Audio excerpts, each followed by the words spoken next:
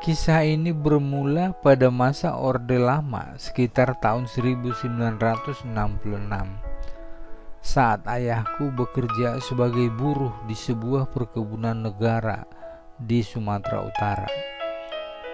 Kebanyakan karyawan di perkebunan karet ini adalah orang Jawa.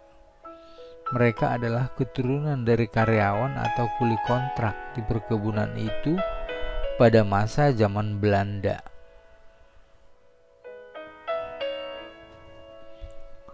Kami tinggal di rumah sederhana di desa dekat perkebunan. Tahun 1966, hiburan di desa itu belum ada. Belum ada televisi ataupun bioskop.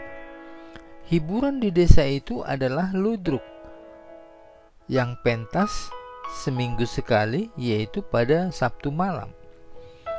Belum ada televisi. Yang ada hanyalah radio. Ayah adalah seorang seniman yang selalu ikut dalam pentas lakon ludruk itu, sekalipun bukan pemain utama. Setiap pertunjukan ludruk di aula perkebunan selalu ramai dengan penonton, karena cuma pentas ludruklah satu-satunya hiburan di perkebunan karet itu.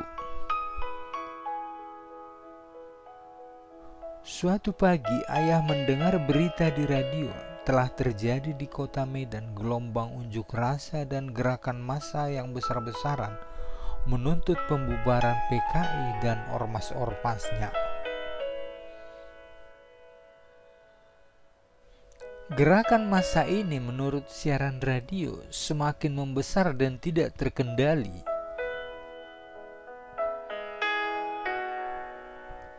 Massa mulai menghakimi dan menganiaya warga masyarakat yang diketahui anggota PKI ataupun simpatisannya dan ormas-ormasnya.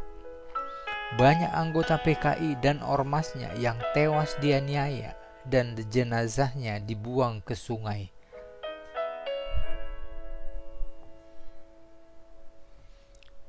Ayah menjadi cemas.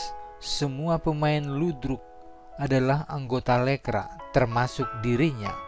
Lekra adalah salah satu ormas PKI yang bergerak di bidang seni budaya. Ketakutan ayah ternyata menjadi kenyataan. Gerakan massa itu merembet sampai ke desa kami. Puluhan orang mendatangi desa kami dengan orang-orang yang tidak saya kenal, kemudian menyeret ayah yang dikenal sebagai seorang pengurus Lekra di daerah perkebunan.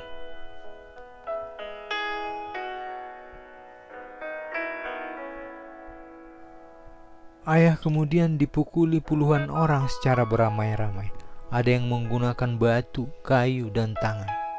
Ayah tergeletak sekarat dengan tubuh penuh luka. Dari kejauhan, saya dan ibu meraung-raung menyaksikan kejadian itu. Tubuh ayah yang sekarat kemudian dilemparkan ke sungai. Warga desa semua ketakutan. Tidak ada satupun yang berani menolong. Dari jauh pula saya melihat tubuh ayah terbawa arus air dan kemudian menghilang. Setelah massa itu pergi, saya dan paman kemudian berlari ke sungai untuk mencari ayah. Warga desa pun mulai keluar rumah dan membantu mencari ayah ke seluruh aliran sungai, tetapi tidak ditemukan. Ada sesosok jenazah juga ditemukan di sungai, tetapi ternyata bukan ayah. Keesokan paginya, saat bersiap-siap lagi untuk mencari ayah, tiba-tiba terjadi kejadian yang mengejutkan. Ayah tiba-tiba muncul di dalam rumah. Ibu dan saya semula takut karena mengira adalah hantu. Ternyata benar adalah ayah masih hidup. Bahkan di tubuhnya tidak ada luka sedikit pun.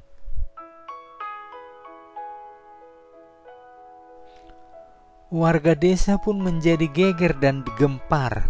Mereka berdatangan berbondong-bondong ke rumah.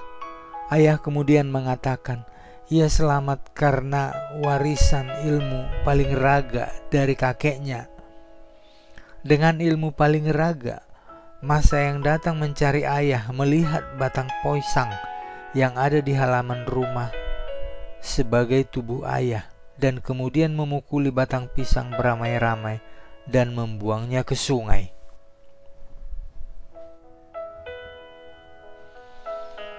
Tidak lama kemudian pihak berwajib datang menciduk ayah karena terlibat organisasi terlarang Ormas PKI dan dipenjara beberapa tahun lamanya. Namun kisah ayah yang lolos dari amukan massa dengan ilmu paling raga masih menjadi bahan cerita di desa itu untuk waktu yang cukup lama.